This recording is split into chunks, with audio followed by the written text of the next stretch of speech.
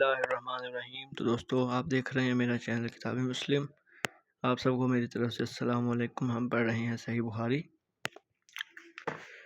تو دوستو آج کی ہماری جو حدیث کا باب ہے، خوف کی نماز پیدل اور سوار رہ کر پڑھنا، قرآن میں رجالن راجل کی جمع ہے۔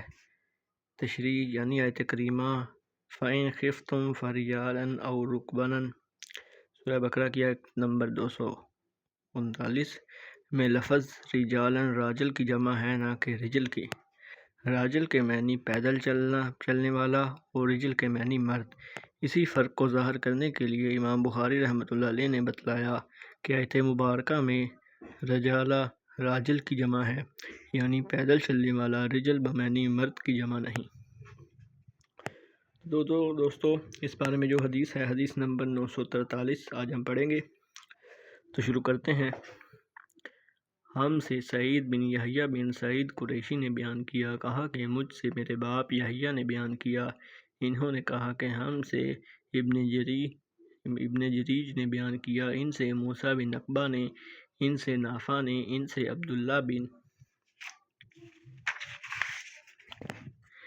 عمر رضی اللہ عنہ نے مجاہد کے قول کی طرح بیان کیا کہ جب جنگ میں لوگ ایک دوسرے سے گٹھ جائیں تو کھڑے کھڑے نماز پڑھ لیں، اور ابن عمر رضی اللہ عنہ نے نبی کریم صلی اللہ علیہ وآلہ وسلم سے اپنی روایت میں اضافہ کیا کہ اگر کافر بہت سارے ہوں کہ مسلمانوں کو دم نہ لینے دے تو کھڑے کھڑے اور سوار رہ کر جس طور ممکن ہو اشاروں سے ہی صحیح مگر نماز پڑھ لیں۔ اس حدیث کی تشریح ہے۔ علامہ حافظ ابن حجر رحمۃ اللہ علیہ فرماتے ہیں، یہ عربی میں ان کا قول لکھا ہوا ہے،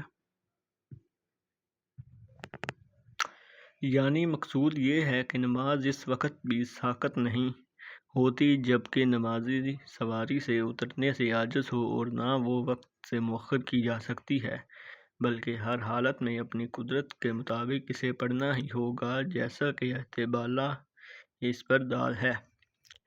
زمانہ حاضر میں ریلوں، موٹروں، ہوائی جہازوں میں بہت سے ایسے مواقع آ جاتے ہیں کہ ان سے اترنا ناممکن ہو جاتا ہے۔ بہرحال نماز جس طور بھی ممکن ہو وقت مقررہ پر پڑھ لینی چاہیے۔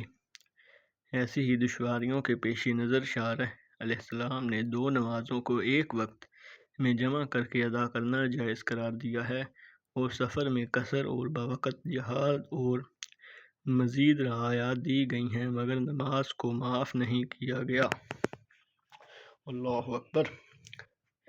تو دوستو یہ تھی آج کی حدیث۔ صدق اللہ العظیم۔